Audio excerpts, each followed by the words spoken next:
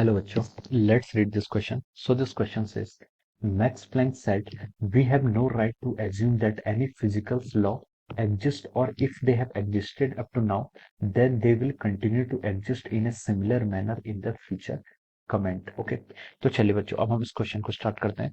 तो देखिए बच्चों, इस क्वेश्चन का की कॉन्सेप्ट आप क्या लिख सकते हैं। The key concept of this question, इस क्वेश्चन में हमें क्या बताना है। इस क्वेश्चन में देखिए हमें मैक्स प्लैंक का एक स्टेटमेंट है, इसको क्या करना है, आपको एक्सप्लेन करना है। ओके। तो देखिए बच्चों, इस क्वेश्चन का की कॉन्सेप्ट हम क्या लिख सकते हैं। इस क्वेश्चन का की कॉन्सेप्ट हम लिख सकते हैं आपका फिजिकल लॉज, क्या लिख सकते हैं आपका physical laws. Okay. Max Planck का स्टेटमेंट यहाँ पर ये बोल रहा है कि जो आपके क्या फिजिकल लॉज हैं, ओके, वो जो एडजस्ट करती हैं, ओके, ये कंटिन्यू करेंगे इसी मैनर में आगे भी वर्क करना, ये जरूरी नहीं है। Okay. They will continue to exist in the similar manner in the future. Okay. ये हमें बताना। ओके। तो चलिए बच्चों, इस क्वेश्चन को हम क्या करते हैं, एक्सप्लेन करते हैं। तो देखिए बच्चों, फिजिकल लॉज होता क्या है। देखिए बच्चों, जो हमारा फिजिक्स है, फिजिक्स क्या, physics is the nature of the study, study of the nature. जो हम नेचर की क्या करते हैं, स्टडी करते हैं, उसे क्या करते हैं, फिजिक्स कहते हैं। या फिर जितने भी हमारे आसपास नेचुरल फिनोमिना होते हैं, all this are studied under the domain of physics. Physics के डोमेन में क्या करते हैं, उनके स्टडी करते हैं। ओके। और ये जो नेचर है, नेचर जो हमारा वर्क करता है, नेचर जो हमारा क्या करता है, गवर्न करता है। Nature govern on the principle of the physical loss. Okay. हम लिख सकते हैं कि nature govern on physical loss. Nature क्या करता है, हमारे फिजिकल लॉस पर क्या करता है, आपका फिजिकल लॉस। ओके। नेचर हमारा फिजिकल लॉस पर क्या करता है, आपका वर्क करता है। ओके। अब देखिए बच्चों, हम देखिए हम इसको स्टडी कैसे कर सकते हैं। देखिए सबसे पहले हम क्या करते हैं, क्लासिकल पार्टिकल। क्लासिकल पार्टिकल क्या होता है, क्लासिकल पार्टिकल्स से कहने का मतलब मेरा जो आपके मैक्रोस्कोपिक पार्टिकल्स हैं, क्या आपके माइक्रोस्कोपिक पार्टिकल, या फिर मैं इनको क्या बोलता हूँ, क्लासिकल पार्टिकल। क्लासिकल पार्टिकल जिसको हम without any senses, bare senses से हम क्या कर सकते हैं, परसीव कर सकते हैं। जैसे आपके पास कोई, आपके आसपास जितने में कोई बुक है, टेबल है, ओके, चेयर है, all this things are our classical particle. एक चौक है, चौक भी क्या आपका क्लासिकल पार्टिकल है। ओके। जिसका क्या होता है, मैक्रोस्कोपिक होता है, जिसका क्या होता है, साइज क्या होता है, एप्रिसिएबल होता है, जिसको हम क्या कर सकते हैं, बियर सेंसेस से टच कर सकते हैं। ओके। अब यहाँ से अगर हम क्या कर सकते हैं, क्वांटम डोमेन की तरफ चले, कहां पर चले, क्वांटम डोमेन की तरफ, यानी कि हम माइक्रोस्कोपिक पार्टिकल, माइक्रोस्कोपिक पार्टिकल जैसे आपके इलेक्ट्रॉन्स है, इलेक्ट्रॉन्स को हम क्या कर सकते हैं, नहीं देख सकते। Okay. With bare senses we can not see electrons, we can not see atoms, molecules. Okay. तो ये क्या होता है, दिस वर्क, ये आपका किस प्रिंसिपल पर आता है, आपका क्वांटम प्रिंसिपल पर आता है। ओके। देखिए जब हमने क्लासिकल की स्टडी करी थी, जब क्लासिकल की स्टडी कहाँ से स्टार्ट हुई थी आपकी, न्यूटन्स लॉ से स्टार्ट हुई थी। कहाँ से स्टार्ट हुई थी आपकी, न्यूटन्स लॉ से आपकी क्लासिकल स्टडी स्टार्ट हुई थी। ओके। तो न्यूटन्स लॉ क्या करती है, न्यूटन्स लॉ क्या कहती थी आपकी, ये आपके पार्टिकल नेचर पर बेसिकली बेस्ड थी। ओके। ये क्या थी, आपके पार्टिकल नेचर पर बेस्ड थी, पार्टिकल नेचर। फिर उसके बाद हमने देखा कि जो हमारी वेव्स होती हैं वो क्या होती है आपकी। अब जैसे जैसे हम क्या करते हैं कि न्यूटन्स लॉ से हम क्या करते हैं, क्लासिकल से जैसे जैसे हम क्वांटम डोमेन की तरफ चल की तरफ गए, ओके, माइक्रोस्कोपिक डोमेन, यानी कि जैसे हमने ब्लैक बॉडी रेडिएशन पढ़ा, ओके, फोटो इलेक्ट्रिक इफेक्ट पढ़ा, तो हमने यहाँ पर देखा कि यहाँ पर क्या आपका क्लासिकल और क्वांटम, यहाँ पर आपकी क्या है, जहां पर आपका क्या होता है, साइज क्या कर रहा है, वेरी कर रहा है, साइज क्या होता जा रहा है आपका, क्लासिकल से आपका क्वांटम डोमेन की तरफ जाते जाते आपका साइज क्या होता जा रहा है, स्मॉल होता जा रहा है। क्वांटम डोमेन में हम क्या पढ़ते हैं, हम क्या करते हैं, यहाँ पर क्वांटम डोमेन में हम क्या करते हैं, जो आपके स्मॉलर साइज पार्टिकल होते हैं, जैसे आपका इलेक्ट्रॉन्स होता है, आपका न्यूक्लियस होता है, आपका एटम्स होता है, इन सब की स्टडी हम किस में करते हैं, आपके क्वांटम डोमेन में करते हैं। ओके। तो हम क्वांटम डोमेन में किसकी हेल्प करते हैं, बाई यूजिंग, यहाँ पर हम हाइजेनबर्ग के प्रिंसिपल थे, किसका यूज करते हैं, यहाँ पर हाइजेनबर्ग का प्रिंसिपल यूज करते हैं। आपका सबसे पहले देखिए यहाँ पर डी ब्रॉगली ने भी यहाँ पर रिलेशन एस्टेब्लिश किया था। ओके। और यहाँ पर किसकी स्टडी होती है, यहाँ पर आपके श्रोडिंगर की इक्वेशन की स्टडी होती है। ओके। श्रोडिंगर इक्वेशन की स्टडी करते हैं in the quantum domain. Okay. तो हम देख रहे हैं जो हमारा फिजिक्स का लॉ है, ओके, वो देखिए आपका क्लासिकल से क्वांटम डोमेन की तरफ चल रहा है, क्लासिकल से क्वांटम डोमेन की तरफ। ओके। बहुत सारी लॉज ऐसी हैं जो क्लासिकल फिजिक्स में आपकी वर्क करती है, but they do not work in the quantum domain. Quantum domain में क्या करती है, वो आपकी वर्क नहीं करती। ओके। जैसे हम क्लासिकल डोमेन में क्या बोलते थे, हम पोजिशन और मोमेंटम को एग्जैक्टली कैलकुलेट कर सकते हैं in the classical domain. Okay. ये हमारे फिजिकल लॉस थी। Okay. But as the time proceed, जैसे जैसे आपका क्या होता गया, टाइम प्रोसीड होता गया, तो हमने देखा कि जो आपके क्लासिकल लॉज हैं वो क्या कर रही है, आपके क्वांटम डोमेन पे एग्जैक्ट रिजल्ट नहीं दे रही है, रिजल्ट दे रही है, बट उनके बीच में क्या आता है आपका, उसके बीच में क्या आता है आपका अनडिटर्मिनेशन, उसके बीच में हम बोल सकते हैं कि अनसर्टेनिटी आ जाती है। ओके। उसको स्टडी करने के लिए हाइजेनबर्ग ने क्या बोला, देखिए, delta X dot delta P, इन दोनों का जो प्रोजेक्ट होता है, it must be greater than equal to H cut by two के होता है। Okay. H cut by two. Okay. तो अनसर्टेनिटी आ गई। ओके।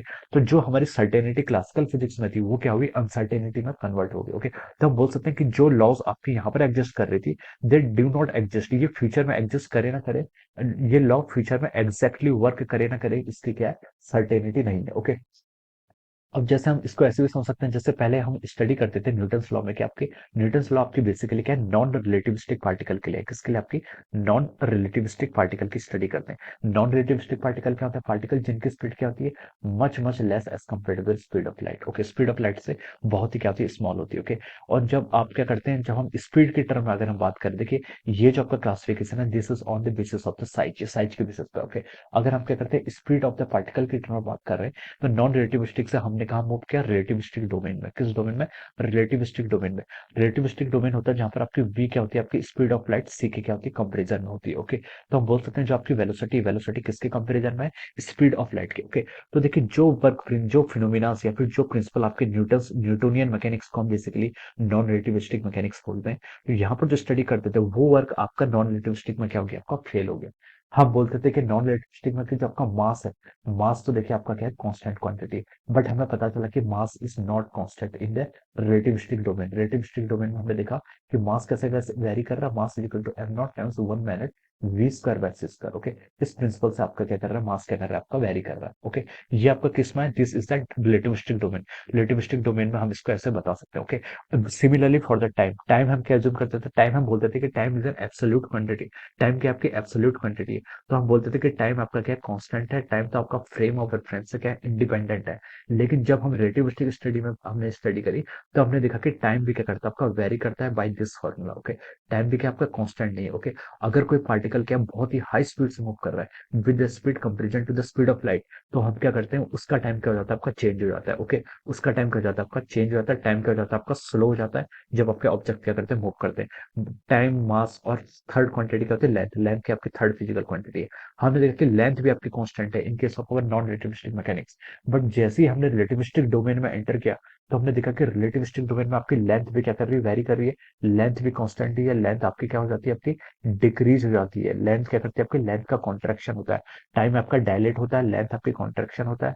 और मास, मास भी क्या होता है, आपका मास आपका इंक्रीज कर जाता है। ओके, तो देखिए यहाँ पर हमने देखा कि लेंथ कॉन्ट्रैक्शन हो रहा है, तो ये किस फिनोमेना में हुआ, ये आपका रिलेटिविस्टिक फिनोमेना में। ओके, तो जो लॉज आपकी नॉन रिलेटिविस्टिक में वर्क करती थी, these law do not work in the relativistic mechanics. Relativistic mechanics की लॉ क्या हो जाती है, आपकी डिफरेंट हो जाती है। ओके, कोई भी आपकी फिजिकल डिस्कवरी हुई, जैसे सबसे फर्स्ट हम एटम्स की स्टडी करनी जब हमने स्टार्ट करी थी, जब हमने मतलब मैटर की स्टडी स्टार्ट की थी, सबसे पहले डॉल्टन्स ने लॉ दिया, डॉल्टन्स के बाद थॉमसन का मॉडल आया। ओके, थॉमसन मॉडल के बाद रदरफोर्ड है, रदरफोर्ड के बाद आपका स्टडी करने के लिए हमने देखा कि जो इलेक्ट्रॉन्स होते हैं, रदरफोर्ड मॉडल में क्या बोला था, इलेक्ट्रॉन्स के स्टेबल ऑर्बिटर मूव करते हैं, उसमें हमने क्वांटाइजेशन की बात करी थी। उसके बाद फिर सोमरफील्ड ने अपने मॉडल दी, लास्ट में सोमरफील्ड का मॉडल भी फेल हो गया। उसके बाद उसको फाइनली एक्सप्लेन किसने करा, क्वांटम मैकेनिक्स में। क्वांटम मैकेनिक्स ने बोला कि ऑर्बिटल्स होते नहीं है जिसमें आपके ऑर्बिट्स होते नहीं है, जिस पर आपके इलेक्ट्रॉन, जिस पर आपके इलेक्ट्रॉन्स क्या करते हैं, रिवॉल्व करते हैं। Okay, so all this laws, ये क्या होता है आपके, this is the progression of the physics. Physics ने आपका क्या क्या, आपका किस तरीके से आपका प्रोग्रेस किया है। ओके, तो जो लॉज ऑफ फिजिक्स आपके अभी वर्क करते हैं वो इन फ्यूचर भी वर्क करें, ये आपका जरूरी नहीं है। ओके, रिलेटिविस्टिक मैकेनिक्स में देखिए आपका आइंस्टाइन, यहाँ पर दो पॉस्टुलेट था। फर्स्ट पॉस्टुलेट तो आपका फ्रेम ऑफ रेफरेंस के टर्म में था। सेकंड पॉस्टुलेट था कि आपका स्पीड ऑफ लाइट की आपकी कांस्टेंट है, स्पीड ऑफ लाइट कांस्टेंट है, ये हम यहाँ पर ये एज्यूम करते थे। ओके, बट देखिए अभी अभी की जो आपकी रिसेंट डिस्कवरी है, उसमें हमें पता चला कि कुछ पार्टिकल्स ऐसे भी हैं, कुछ आपके कुछ पार्टिकल ऐसे भी हैं, कुछ आपके सब एटॉमिक पार्टिकल्स ऐसे भी हैं, जो क्या करते हैं, आपके स्पीड ऑफ लाइट से भी क्या करते हैं, ग्रेटर स्पीड से क्या करते हैं, मूव करते हैं। Okay, some particles are there which moves. Okay, उन पार्टिकल्स को क्या बोलते हैं हम, कुछ आपके सम पार्टिकल्स या फिर हम बोलते हैं एलिमेंट्री पार्टिकल्स से म्यून्स। म्यून्स की जो स्पीड है, it is greater than speed of light, ये आपकी स्पीड ऑफ लाइट से भी क्या है, ग्रेटर है। Okay, this is greater than speed of light. और इसी की स्टडी को हमने क्या बोला था, आपका सेरेन को क्या बोला था, रेडिएशन बोला था। ओके, सो ये जो आपके प्रिंसिपल था, देखिए ये आपका सबसे रिसेंट प्रिंसिपल है। ओके, तो ये आपका सेरेन को रेडिएशन जो आया था, ये आपका क्या था, म्यून्स पर एक्ट करता था। आपका जो लॉज ऑफ फिजिक्स थे, आइंस्टाइन की जो लॉ थी आपकी। ओके, जब आपके रिलेटिविस्टिक डोमेन में आइंस्टाइन ने दो लॉज दी थी। ओके, तो उसमें बोला था कि स्पीड ऑफ लाइट की आपकी कांस्टेंट है, वो कभी वेरी नहीं कर सकती। लेकिन हमें क्या पता चला कि मैक्सिमम जो आपके कोई पार्टिकल है, मैक्सिमम स्पीड क्या, स्पीड ऑफ लाइट से मूव कर सकता है। लेकिन हमें रिसेंट स्टडीज से पता चला कि स्पीड ऑफ लाइट से भी ग्रेटर स्पीड से कुछ पार्टिकल्स मूव करते हैं, एलिमेंट्री पार्टिकल, जिसको म्यून्स बोलते हैं।